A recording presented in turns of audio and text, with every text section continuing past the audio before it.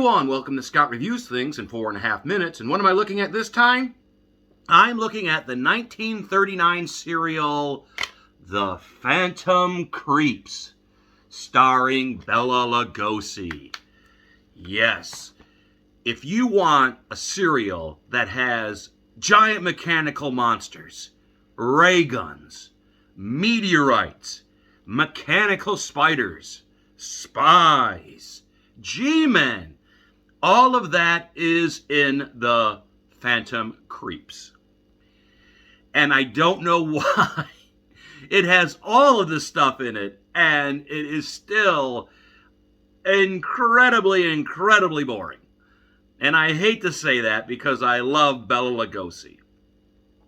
One of the main problems with this serial is Bela Lugosi is the main character, but he is a bad guy in this one.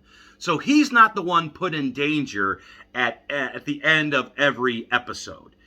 It's our leading man, our leading G-man. He is the one, and the girl reporter, they're the ones in danger.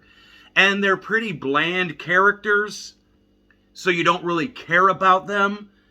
When they get into at the end of it, you're not on the edge of your seat wondering, ooh, what happened?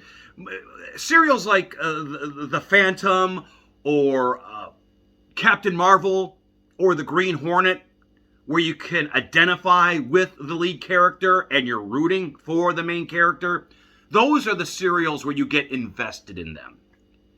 Because you're invested in the main character and you want to see what happens. How do they get out of the problems that they are put in at the end of the episode and then at the beginning of the next episode? And that's another thing about this. This serial has the typical cars driving off mountains, planes crashing, trains driving off the tracks. And usually in a serial like that, you'll cut back and you'll see how the protagonist got out of it. Jumped out of the car, was rescued by his sidekick. Something like that. In this serial, they don't do anything. 9 times out of 10, they just crawl out of the wreckage. A train will drive right off the tracks. Giant fireball. Screaming people. Death, destruction. And our two main characters just crawl out of the train. Like it wasn't a big deal. This happens multiple times in this. One of the things about serials is you want to see how they get out. And if you don't see how they get out, it's not really worth it, is it? I just want to say, too, I mentioned the protagonist. The lead protagonist there is a female reporter in this serial. A knockoff Lois Lane, and I can't remember her name. But she is terrible. She is just a terrible actress. And she worked for 20 years. I looked her up. I'll put her name right here. But I looked her up. She worked for 20 years, and I don't understand why. She was terrible. And another thing that I don't like about the serial is the G-men and the spies. They just wear suits and hats, so they look the same. So half the time, you don't know who is who. Are these the good guys? Are these the bad guys? You can't really tell because they don't distinguish themselves from one another.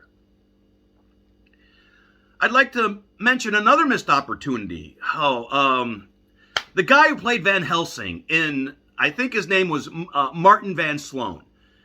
The guy who played Van Helsing in Dracula is in this movie with Bela Lugosi. And they don't have any scenes together. That to me is a missed opportunity. But I do want to say that Bela Lugosi is the star of this. And the shining point of this serial is Bela Lugosi.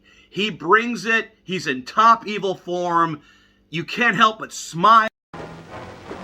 At control board. Dr. Zucker, you're not going to let that thing out again, are you? Certainly. There's work to be done on it. Might get away like it did last time. I created it. I can control it or destroy it as I can you. You whom I helped escape from prison.